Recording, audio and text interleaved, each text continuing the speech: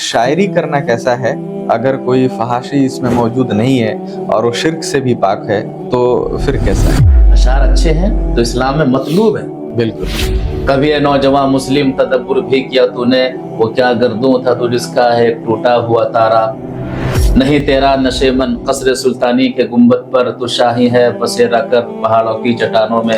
वज़ा में तुम हो नसारा तो तमद्दुन में हुनूद, ये मुसलमान हैं जिन्हें देख के शर्माए यहूद। जिन अशार में इस्लाम की तर्जमानी हो वो बिल्कुल ममदूह हैं और मतलूब हैं। कि मैं चांद पर गया था तुम्हें वहां देख कर आया हूँ, क्या तुम्हारी मोहब्बत वहां भी मौजूद है? सब झूठी चीजें हैं, ये सब क्या है? धोखा है, दगा है।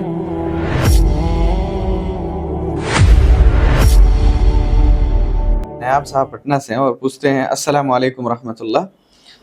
वो कहते हैं कि मेरा सवाल ये है कि शायरी करना कैसा है अगर कोई फहाशी इसमें मौजूद नहीं है और वो शिर्क से भी पाक है तो फिर कैसा है? देखिए, शेर व शायरी फी नफ्सी ही मज़मूम नहीं है, बुरी चीज नहीं है।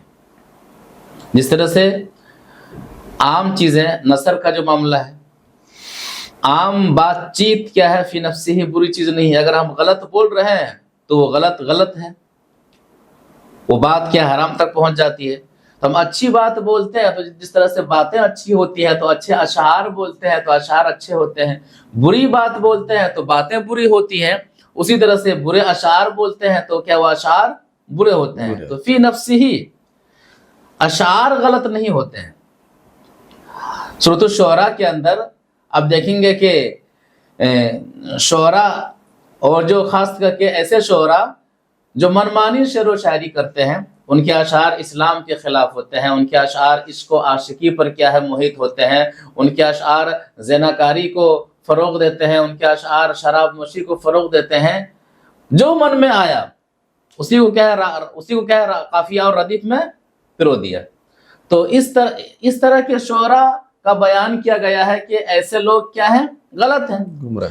उसके बाद से अल्लाह तबारक व तआला ने अच्छे शुअरा की तारीफ फरमाई कि अच्छे शुअरा के अंदर क्या क्या सिफतें होनी चाहिए। वो शुअरा यत्तबिहुमुल गावून अलम तर अन्नहुम फी कुल्लि वादी यहीमून व अन्नहुम यक़ूलून मा ला यफ़अलून। शुअरा उनकी इत्तिबा करने वाले कौन होते हैं? गावून होते हैं। गावून कौन? गुमराह लोग, गुमराह। अलम तर अन्नहुम फी कुल्लि वादी यहीमून, क्या आप लोगों ने देखा नहीं कि वो लोग हर वादी में क्या घूमते फिरते रहते हैं, चक्कर लगाते रहते हैं। वअन्नहुम यक़ूलून मा ला यफ़अलून, कहते हैं जो करते नहीं। तो ये लोग गावून इनकी इत्तिबा करने वाले होते हैं। हर वादी में लोग क्या है, घूमते रहते हैं। क्या मतलब है कि जो भी ख्याल आया वह अशार की शक्ल में पेश कर दिया। जो भी ख्याल आया अशार की शक्ल में पेश कर दिया। वअन्नहुम यक़ूलून मा ला यफ़अलून, कहते हैं लेकिन वो करते नहीं है। तो कौलो अमल में तजाद हो तो ये अच्छी शायरी नहीं है। जिस तरह से इंसान की बातों में और इंसान के अमल में तजाद हो तो उनकी बात क्या है, अच्छी नहीं है। अब मिसाल के तौर पर गालिब के अशार को देखिए, है ना, ये मसाइल तसव्वुफ, ये तेरा बयान गालिब, तुझे हम वली समझते जो ना बाद खार होता। गालिब ने अपनी हकीकत इसमें खुद बयान कर दिया है कि गालिब तू जो शेर व शायरी के अंदर तसव्वुफ है को, तसव्वुफ के मसले को छेड़ता है ना, तकवा के मसाइल को छेड़ता है और खुद क्या है, शराबी है। बिल्कुल। तो जिस कदर तूने तसव्वुफ और तकवा वगैरह के मसाइल को छेड़ा है, तो अगर तू शराबी ना होता तो मैं क्या तुझे वली समझता।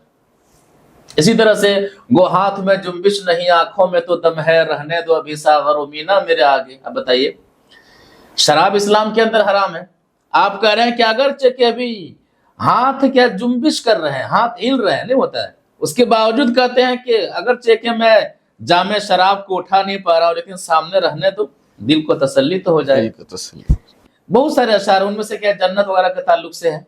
मस्जिद में बैठ के शराब पीने दे, गालिब शराब पीने दे, या कोई ऐसी जगह बता जहां इस तरह के अशार उनके ताल्लुक से कहे जाते हैं।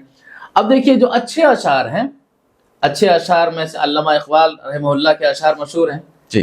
कभी ये नौजवान मुस्लिम तदब्बुर भी किया तूने, वो क्या गर्दों था तू जिसका है एक टूटा हुआ तारा। नहीं तेरा नशेमन कसर सुल्तानी के गुंबद पर, तो शाही है बसेरा कर पहाड़ों की चट्टानों में। मोहब्बत मुझे उन जवानों से है सितारों पे जो डालते हैं कमंद।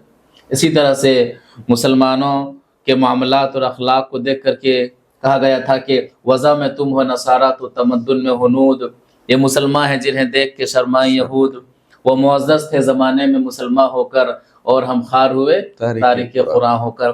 تو اس طرح کے اچھے اچھے اشعار ہیں جن سے اسلام کی ترجمانی ہوتی ہے۔ بالکل، تو اچھے اشعار ہیں تو اسلام میں مطلوب ہیں سب۔ نبی صلی اللہ علیہ وسلم کے زمانے میں بھی شعراء کرام تھے۔ حسان بن ثابت رضی اللہ تعالی عنہ نبی صلی اللہ علیہ وسلم کے مشہور شعراء میں سے رہے ہیں۔ نبی صلی اللہ علیہ وسلم کی خوبصورتی کے تعلق سے حسان بن ثابت رضی اللہ تعالیٰ عنہ کے اشعار کیا مشہور ہیں؟ وَأَحْسَنُ مِنْكَ لَمْ تَرْقَتُّ عَيْنِي وَأَجْمَلُ مِنْكَ لَمْ تَلِدِ النِّسَاءُ خُلِقْتَ مُبَرَّأً مِنْ كُلِّ عَيْنٍ كَأَنَّكَ قَدْ خُلِقْتَ كَمَا تَشَاءُ۔ کہ نبی صلی اللہ علیہ وسلم میری آنکھوں نے آپ سے زیادہ حسین چہرہ نہیں دیکھا ہے، اور کسی ماں نے آپ سے زیادہ حسین کو جانا نہیں ہے۔ خلقت مبرأ من کل عیب، ہر عیب سے آپ پاک پیدا کیے گئے ہیں۔ کأنک قد خلقت کما تشاء، آپ کی چاہت کے مطابق گویا کہ آپ کی تخلیق ہوئی ہے۔ کتنے اچھے اشعار ہیں۔ اور خود مسلم شریف کی حدیث ہے کہ نبی صلی اللہ علیہ وسلم نے حضرت حسان بن ثابت رضی اللہ تعالی عنہ سے کہا تھا کہ ان روح القدس لا يزال يؤيدك ما نافحت عن اللہ ورسولہ، کہ اے حسان جب تک آپ اپنے اشعار کے ذریعے سے اسلام کا دفاع کرتے ہیں، نبی صلی اللہ علیہ وسلم کا دفاع کرتے ہیں، اللہ کا دفاع کرتے ہیں، تب تک جبرائیل علیہ السلام آپ کی تائید کر رہے ہیں۔ اب بتائیے، اشعار اچھے ہیں تو اسلام میں مطلوب ہے۔ بالکل۔ اسی طرح سے ابن ماجہ وغیرہ میں حدیث موجود ہے، نبی صلی اللہ علیہ وسلم فرماتے ہیں کہ ان من الشعر حکمہ، بعض اشعار حکمت سے پر ہوتے ہیں۔ تو خلاصہ کلام یہی ہے کہ فی نفس ہی اشعار صحیح بھی نہیں ہوتے ہیں، غلط بھی نہیں ہوتے۔ اچھے اشعار ہیں تو اچھے ہیں، برے اشعار ہیں تو کیا ہے وہ برے ہیں۔ ایسے اشعار جن سے اسلام کی ترجمانی ہو، قرآن کی ترجمانی ہو، دین کی اشاعت کا معاملہ ہے۔ بسا اوقات آپ دیکھیں گے کہ مقرر کبھی کبھی، خطیب کبھی کبھی 1 گھنٹے آدھے گھنٹے کی تقریر کرتا ہے، اور آدھے گھنٹے اور 1 گھنٹے کی تقریر ایک شعر کے اندر کیا ہے موجود ہوتی ہے، پورا خلاصہ اس کے اندر موجود ہوتا ہے۔ تو جن اشعار میں اسلام کی ترجمانی ہو وہ بالکل ممدوح ہیں اور مطلوب ہیں۔ شکراً شیخ۔ ان کے سوال کا دوسرا حصہ ہے کہ اور کالپنک جو کہانیاں ہیں وہ لکھنا کیسا ہے؟ مطلب یہ بنیاد جس کی کوئی وجود نہ ہو، لا وجود چیز ہو، بلا مطلب ہو۔ حقیقی قصے قرآن و حدیث کے اندر موجود ہیں۔ ایک مسلمان کو ان پر تکیہ کرنا چاہیے، ان پر بھروسہ کرنا چاہیے۔ اسی طرح سے وہ حقیقی قصے یا پھر وہ کہانیاں جو قرآن و احادیث کے اندر موجود نہیں ہیں لیکن حقائق پر مبنی ہیں، کوئی حرج کی بات نہیں ہے، لیکن اپنی طرف سے قصہ بنا لینا، کہانیاں بنا لینا اور عوام میں عام کرنا، اور خاص کر کے ایسے قصے، ایسی کہانیاں جو کیا اسلام کے خلاف، جیسے مثال کے طور جھوٹ پہ پر مبنی ہو۔ مثال کے طور پہ شیخ کہ میں کوئی شخص کہتا ہے کسی کے عاشقی میں کہ میں چاند پر گیا تھا، تمہیں وہاں دیکھ کر آیا ہوں، یا تمہاری محبت وہاں بھی موجود تھی، تو یہ بلا وجہ بے مطلب کی، تو یہ سب جھوٹی چیزیں ہیں۔ یہ سب کیا ہے؟ دھوکہ ہے، دغا ہے۔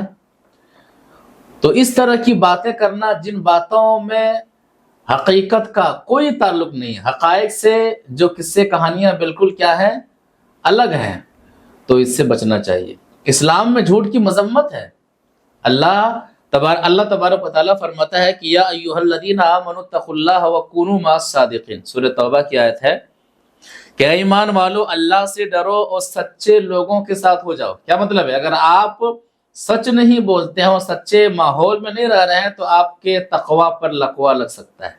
بے شک۔ تو کہ ترتیب کیا ہے؟ تقوی کے بعد سچے لوگوں کے ساتھ رہنے کے لیے کہا گیا ہے۔ حدیثوں میں بھی ہے، ترمذی وغیرہ میں موجود ہے کہ کیا الرجل علی دین خلیل، آدمی اپنے دوست کے دین پر ہوتا ہے۔ فَلْيَنْظُرْ أَحَدُكُمْ مَنْ يُخَالِلُ، ہر شخص دیکھے کہ اس کا ہم نشیں کون ہے، ان کا دوست کون ہے۔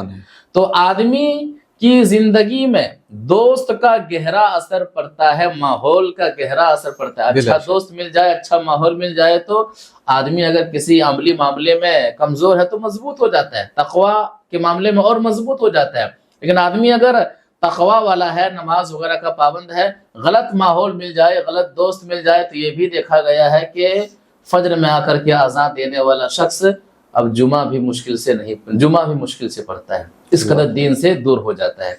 تو اسلام میں سچ کی بڑی اہمیت ہے, جھوٹ کی مذمت ہے, اور آپ جھوٹی کہانیاں بنا رہے ہیں اور پھیلا بھی رہے ہیں, یہ کیا ہے؟ گناہ کبیرہ ہے, گناہ کبیرہ ہے. یا ایھا الذین آمنوا اتقوا اللہ وقولوا قولا سدیدا, سورہ احزاب کی آیت ہے کہ ایمان والو اللہ سے ڈرو اور سچ بات کہو. کفا بالمرء کذبا ان یحدث بکل ما سمع, مسلم شریف کی حدیث ہے کہ آدمی کے جھوٹا ہونے کے لیے یہی کافی ہے کہ ہر سنی سنائی بات کو بیان کرتا پھرے. اب دیکھیے, آپ جھوٹی کہانی لکھ رہے ہیں, جھوٹا واقعہ پھیلا رہے ہیں, اور حدیث کہہ رہی ہے کہ آپ نے بلا تحقیق کسی کی جانب سے آپ نے کوئی بات سن لی اور آپ اس کو لکھ رہے ہیں, پھیلا رہے ہیں, یہ بھی کیا ہے؟ جھوٹا ہونے کی علامت ہے. تو کس قدر اسلام نے جھوٹ پر پابندی لگایا ہے. بے شک.